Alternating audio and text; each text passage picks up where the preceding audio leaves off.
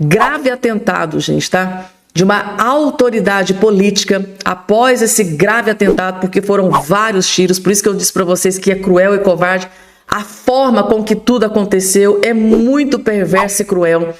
Ele não resistiu aos vários tiros e morreu no local, gente. Eu vou trazer aqui todos os detalhes e destaques dessa notícia que devastou a política nesse dia de hoje. Vou trazer também aqui, gente, uma informação que gerou pânico e desespero dentro do governo Lula. Acabou de chegar aqui uma informação que deixou o Lula completamente desesperado. Notícia que foi confirmada deixou o Lula desesperado e é claro que eu vou trazer o motivo do desespero do Lula e também vou trazer aqui, gente, tá, um áudio que vazou na imprensa de aliados do Lula tramando para derrubar o Flávio Bolsonaro. Seria uma coletiva de imprensa, tinha o microfone ali na frente deles. Eles acharam que o microfone estava desligado, mas não estava, gente, tá? O microfone estava ligado. Esse áudio desses aliados do Lula tramando para derrubar o Flávio Bolsonaro acabou de vazar na imprensa, né? E gerou uma repercussão muito negativa para o Lula, para a esquerda e para o PT. Eu vou trazer aqui esse áudio que acabou de vazar na imprensa. E a informação que a gente tem é que com o vazamento desse áudio, que pode respingar de forma muito negativa no Lula, o desespero tomou conta. É claro que eu vou trazer também essa bomba que acabou de explodir em Brasília também neste exato momento. Gente, tudo isso e muito mais vai estar aqui a partir de agora. Eu vou acelerar, gente, para trazer o número maior de notícia no menor espaço de tempo. Mas rapidamente, não esqueça de se inscrever aqui embaixo no canal, ativar o sininho das notificações e compartilhar o vídeo o máximo possível que vocês puderem. Vamos, que tem muita coisa grave para trazer para vocês. Deu na Globo, gente, tá? Deu na Globo ontem, grande dia. Jornal Nacional mostra queda de Lula e avanço de Flávio no Datafolha. Teve até um comentário aqui, ó. Já avisaram ao pessoal do Intercept que não deu certo? Parece que não deu certo mesmo. O Intercept tá aí, né, gente? Dando uma ajudinha pro Lula, mas parece que não tá adiantando nada. Deu na Globo, gente. Jornalista da Globo mostra o avanço de Flávio e o desespero de Lula da Silva, gente, tá? Ou seja, o vazamento seletivo do áudio do Flávio Bolsonaro não teve nenhum efeito positivo para Lula, mas sim para Flávio Bolsonaro. Gente, a esquerda alhada tá desesperada com isso aqui, vejam só. O Datafolha divulgou uma nova pesquisa com intenção de voto na eleição presidencial. O Datafolha pesquisou 3 cenários de segundo turno. No primeiro, a disputa é entre Lula e Flávio Bolsonaro. Em dezembro, Lula tinha 51%. Em março, 46%. Em abril, 45%. Agora, 45% de novo, com a margem de erro de 43% a 47%. Flávio Bolsonaro tinha 36% em dezembro. Em março, 43%, depois 46%, agora 45%. Na margem de 43% a 47%. Lula e Flávio Bolsonaro aparecem empatados. Votos em branco, nulos ou nenhum dos candidatos, 12%, depois 10%, 8% e agora 9%. Não sabem, 1% em todas as pesquisas. Vocês perceberam aqui, gente, tá? O gráfico aqui do Lula é o vermelho, tá? Vermelho é só coisa ruim, né? Quando tá vermelho é porque é coisa ruim. Aqui o gráfico do Lula ali, ó, só despencando, caindo. Prestem atenção ali no gráfico, ó. Lula caindo. Esse azulzinho aqui embaixo é o gráfico do Flávio Bolsonaro. Subindo, olha lá, ó. O gráfico do Flávio subindo, subindo, subindo. Isso aqui, gente, vocês não têm noção do quanto uma notícia dessa gera desespero no Palácio do Planalto, né? Nesse momento, após essa pesquisa Datafolha, que eles estavam contando que o Flávio Bolsonaro ia despencar nas pesquisas. Essa era a aposta. Nossa, o Flávio Bolsonaro agora vai ser rejeitado. Vai crescer a rejeição do Flávio Bolsonaro, Lula vai subir nas pesquisas, o Flávio vai cair, despencar. Só que o que é que aconteceu, gente? O tiro saiu pela culatra. O tiro saiu pela culatra, segundo aqui a matéria divulgada dentro da Globo. E diga-se de passagem, dentro da Globo, onde o Lula jorra milhões e milhões e milhões do nosso dinheiro. Vamos lá, gente, deixa eu trazer aqui uma informação para vocês, de um vídeo que eu separei. do doutor André Marcília, trazendo uma informação extremamente importante sobre a delação do Daniel Vorcaro. Parece que o Daniel Vorcaro, a defesa do Daniel Vorcaro, estão armando para cima do André Mendonça. Vocês vão entender, eu só preciso que vocês assistam até o final. E o Daniel Vorcaro pode estar usando o Flávio Bolsonaro para conseguir o seu objetivo. É muito pior, gente, do que a gente imaginava. O Daniel Vorcaro, ele é sórdido, ardiloso, covarde. Não é à toa que roubou. Vocês vão entender. Só assistam. Ela seria o seguinte, a ideia seria de que a própria defesa do Vorcaro estaria então divulgando as mensagens sobre Flávio, etc.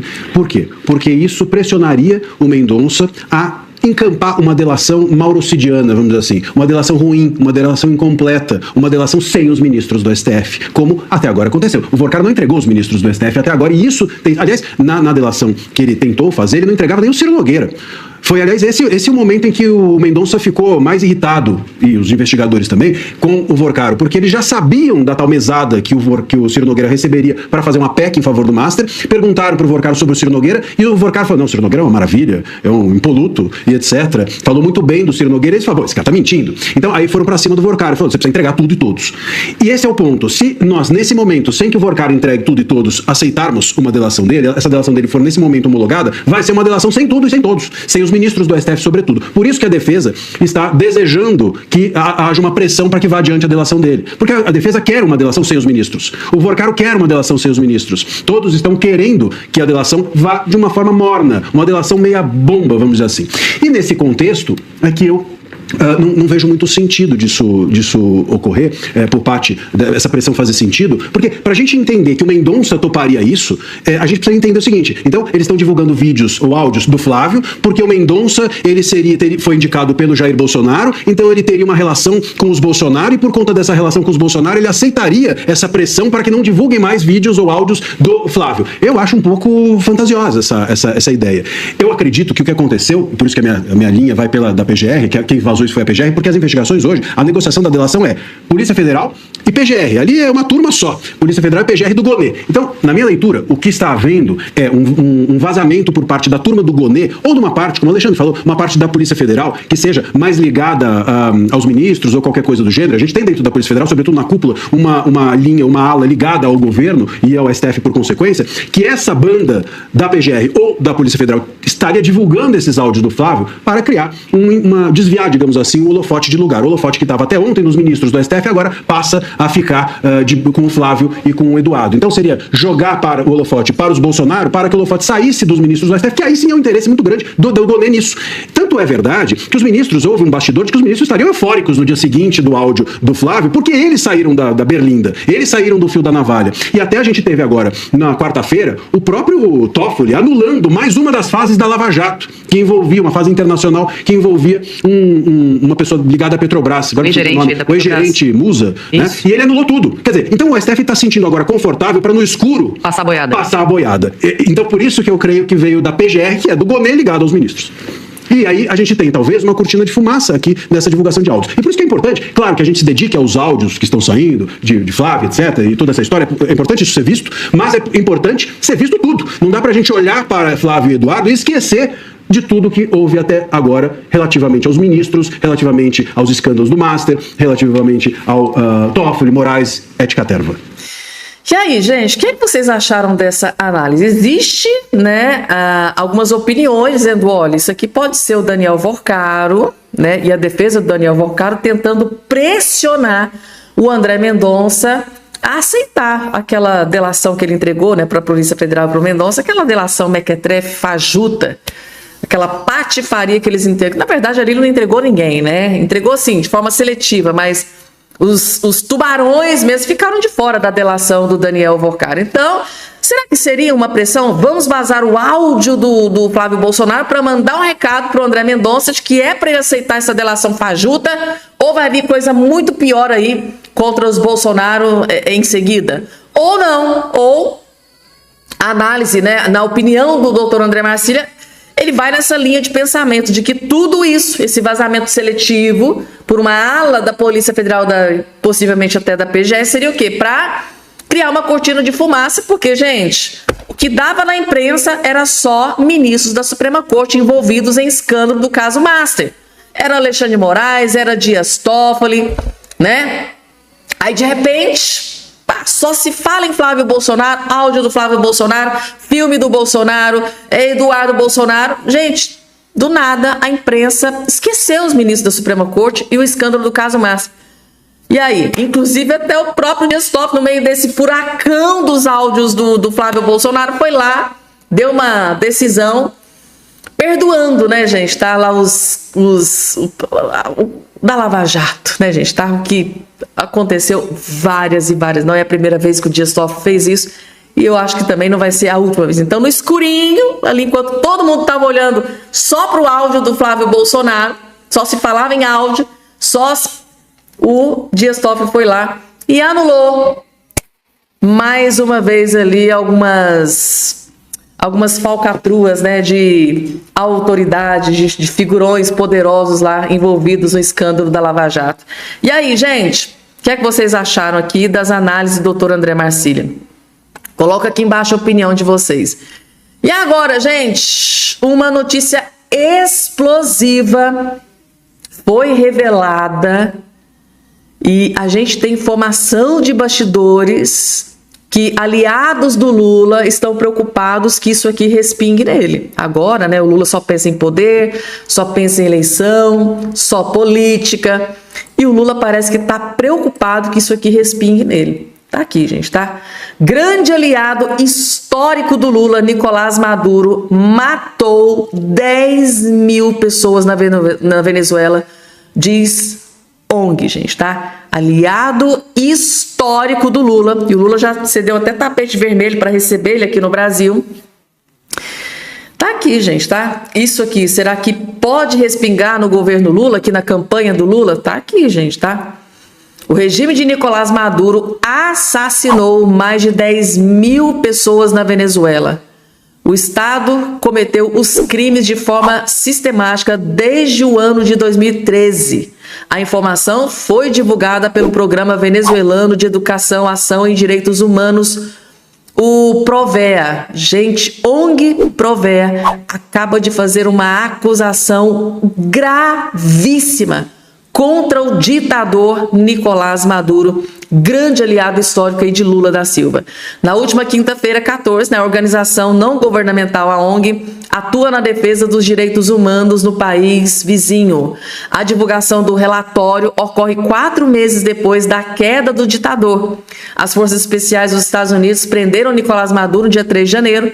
A ação encerrou um ciclo de 27 anos governos chavistas. A ONG alerta para a manutenção da estrutura repressiva na nação. As execuções, ou seja, os assassinatos no governo de Nicolás Maduro. Os pesquisadores documentaram 10.853 vítimas de execuções extrajudiciais. As forças de segurança concentraram os assassinatos nos bairros populares da Venezuela. Os policiais e os militares miraram os jovens de 18 e 30 anos como alvos principais da repressão estatal, gente. Agora vocês entendem por que ele recebeu essa nomenclatura de ditador da Venezuela? É país ditatorial que acontece isso aqui. O número de desaparecimentos forçados cresceu de forma vertiginosa no período. O índice registrou um aumento de 196% na comparação com os levantamentos anteriores. Os agentes do Serviço de Inteligência perseguiram os líderes sociais de maneira implacável. Os defensores dos direitos civis sofreram com ameaças constantes. Gente, isso aqui é como que o aliado do Lula governava a Venezuela. Agora sim a gente começa a entender por um norte por que ele recebeu essa nomenclatura de ditador da Venezuela. Deu para vocês entenderem, gente? É muita morte. É uma acusação muito grave. E hoje está lá, preso, sob custódia do governo americano, sobre a tutela do presidente Donald Trump. Maduro matou cerca de 10 mil pessoas. Era uma verdadeira carnificina, gente. Meu Deus do céu. Que Deus tenha misericórdia daquele povo. Graças a Deus, o ditador tá lá, gente, cumprindo a sua pena, né? Que apodreça na cadeia. Vamos lá, gente. Deixa eu trazer aqui uma outra informação que só comprova o nível do desespero. PGR, indicado pelo Lula, né, o Paulo Gonet, denuncia Romeu Zema ao STJ por calúnia contra Gilmar Mendes. Foram para cima do Bolsonaro, ficou inelegível. Foram para cima do Eduardo Bolsonaro, pode ficar inelegível. Foram para cima do Flávio Bolsonaro, o Flávio Bolsonaro agora será investigado, pode ficar inelegível. Agora, o Romeu Zema. E assim, isso aqui normalmente, gente, é notícia que a gente vê em ditaduras. Coreia do Norte, China, Venezuela, Cuba, Colômbia. Mas não, gente, é aqui no Brasil.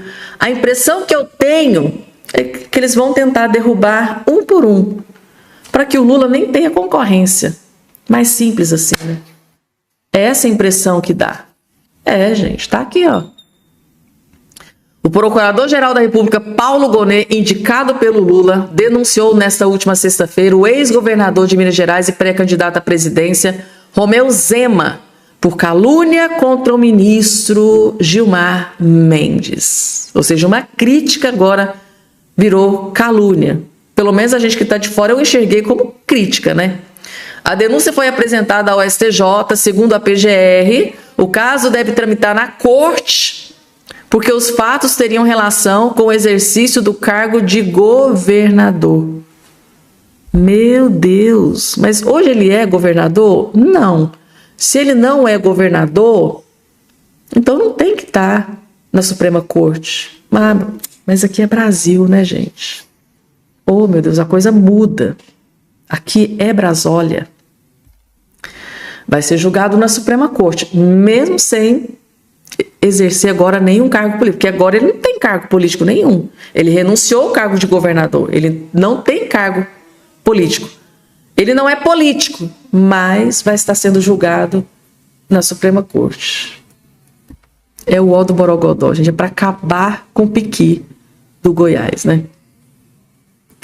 Vamos lá, gente, tem mais informação para trazer para vocês. Aqui eu tô consternada, gente. Eu tô chocada com o requinte de crueldade desse atentado, vários tiros, que resultou em mortes. Uma tragédia, né, gente, isso aqui. Isso aconteceu na Colômbia, gente, tá? Aliado de candidato à presidência e assessor são assassinados a tiros, gente, tá? Na Colômbia. Foi um atentado, assim, que não deixou chance para sobrevivência. O ex-prefeito, isso aqui que tá aqui na sua tela, gente, tá? O ex-prefeito de Cubarral, Roger Devia, aliado do candidato presidencial Aberaldo de la Espriella, e o assessor político Éder Cardona foram assassinados a tiros na noite dessa última sexta-feira 15, no interior da Colômbia, segundo autoridades locais. De acordo com a Associação Press, os assassinatos ocorreram em uma região disputada por dois grupos considerados terroristas pelo governo dos Estados Unidos e por um terceiro grupo descrito como uma dissidência das Forças Armadas Revolucionárias da Colômbia, a famosa FARC. Devia morreu em um ataque armado na área rural de Cubarral, cidade que governou entre 2020 e 2023 e que fica a cerca de 170 quilômetros ao sul de Bogotá, informou a Defensoria Pública do Departamento de Meta, leste da Colômbia, em comunicado divulgado no X. Que tristeza, gente, tá? La Espriella, que representa o Movimento de Salvação Nacional, lamentou as mortes. 2 patriotas covardemente assassinados pelo narcoterrorismo enquanto carregavam a bandeira dessa campanha e o sonho de uma Colômbia diferente. Eles não eram políticos de gabinete, eram homens do povo, verdadeiros tigres, que caminhavam pelas ruas defendendo a democracia, a liberdade e a esperança de milhões de colombianos. Seu único crime foi acreditar na nação e se recusar a se curvar diante da violência, afirmou o candidato em sua rede social. Muito triste. Patriotas assassinados, gente, tá? A tiros num grave atentado na Colômbia. Quando eu tive acesso aqui a essa informação, eu fiquei consternada, gente, tá? O nível de desespero para as pessoas se perpetuarem no poder, do que elas são capazes de fazer para se perpetuar, para continuar, para ficar no poder. É o que importa, né, gente, tá? É igual o Lula aqui no Brasil. O Lula ferra, lasca com a vida do povo brasileiro, mas está lá, com o plano de se perpetuar no poder. Não aceita ninguém no poder a não ser ele. Nem que para isso ele destrua o Brasil. Então, assim, gente, que tragédia na Colômbia. Patriotas foram assassinados a tiros num grave atentado na Colômbia. Muito triste, muito triste, gente, tá? Caio Coppola acaba de explodir uma bomba, gente, tá? Sobre o áudio, né, do Flávio Bolsonaro. O que o Caio Coppola descobriu e revelou aqui nesse vídeo, gente, tá? Vocês acham que o desespero é só para derrubar o Flávio Bolsonaro? Não, gente, o desespero vai muito além, na verdade, é muito pior do que a gente imaginava. Porém, parece que o tiro saiu pela culatra e os planos do Lula, ao invés de derrubar, piorar Flávio Bolsonaro, o efeito foi o inverso. Calma, que vocês vão entender assistindo esse vídeo aqui, gente, tá?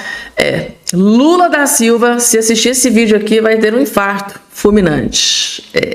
O tiro saiu pela culatra, vejam só. Contudo, Flávio ainda é o nome mais forte da oposição para derrotar o PT nas eleições de 2026. Isso porque as caneladas de Flávio não diminuem a desaprovação recorde ao governo Lula, não apagam o histórico de corrupção do PT, não melhoram a economia, nem tornam o petista menos rejeitado pelos eleitores. Na prática, ninguém vai trocar de candidato no segundo turno só por causa do que foi divulgado seletivamente nessa semana. Até porque estamos tratando de um lapso temporal muito maior aqui. Essa eleição não é sobre a polêmica mais recente da República. Ela é um plebiscito sobre o que quase 20 anos de PT trouxeram ou não trouxeram ao país.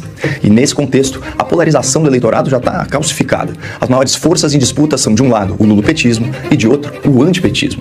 Em 2018, na esteira da Lava Jato, Jair Bolsonaro derrotou o PT com 55% dos votos válidos. Na eleição seguinte, em 2022, Lula saiu vitorioso pela menor margem da história, apenas 0,9% dos votos válidos. Esses poucos votos flutuantes que estão em disputa e que decidem a eleição permanecem inconquistados e sujeitos a chuvas e trovoadas até o final da corrida. Na verdade, o fator determinante para o eleitor vai ser a aparência da economia daqui 5 meses. Eu digo aparência porque todos nós sabemos o real estado das coisas. O país, as empresas e as famílias estão no vermelho. O custo de vida está insustentável. A criminalidade fugiu do controle e a gente caminha para o colapso das contas públicas. Mas o governo Lula faz o que pode para disfarçar essa realidade. Controla preços artificialmente, despeja crédito no mercado e dá esmolas assistenciais aos mais vulneráveis. É a mesma estratégia que o PT adotou para reeleger Dilma Rousseff em 2014. E daquela vez, passada a eleição, o país mergulhou na pior recessão econômica da sua história, gerando desemprego, pobreza, fome e violência.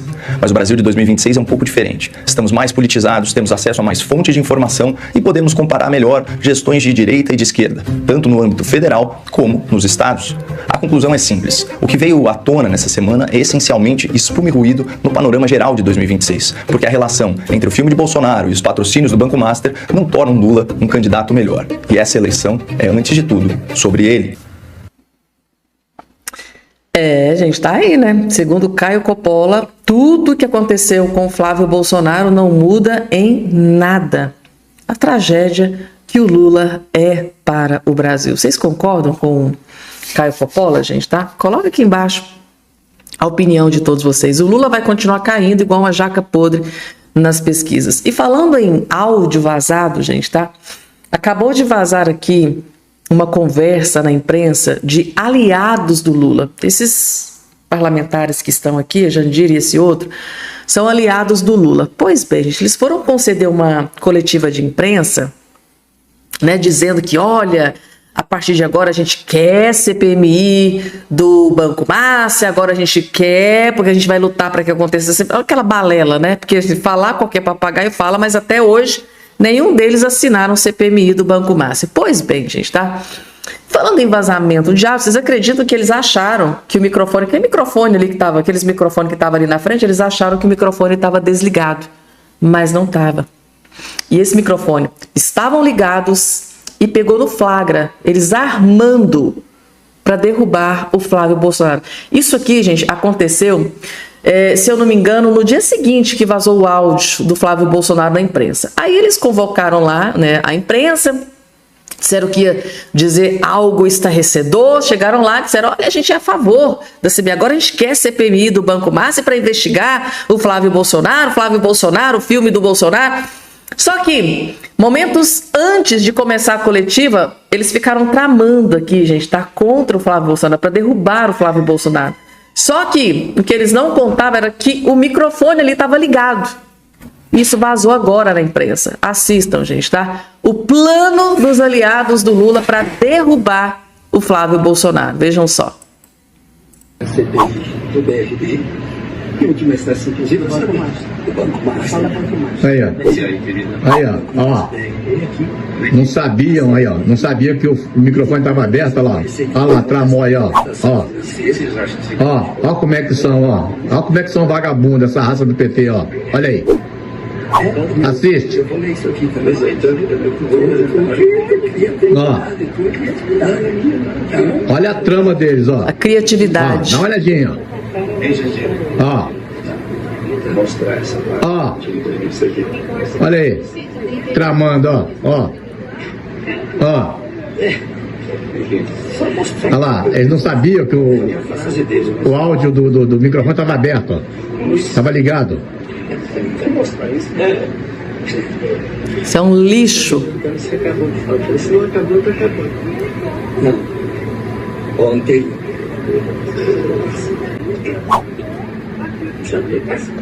Gente, isso é um lixo. É um lixo de partido. Ontem eles perderam o marqueteiro, acho que hoje eles perderam o candidato.